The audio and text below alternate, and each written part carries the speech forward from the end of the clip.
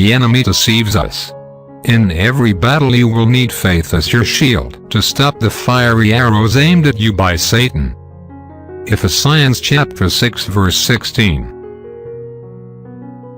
Many jokes are made about the devil, but the devil is no joke. If a short time ago I had talked about Satan to university students, they would have made light of him, but no longer. Students today want to know about the devil, about witchcraft, about the occult.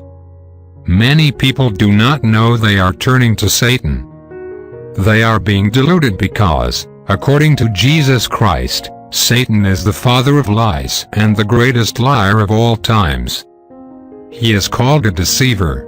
In order to accomplish his purpose, the devil blinds people to their need of Christ.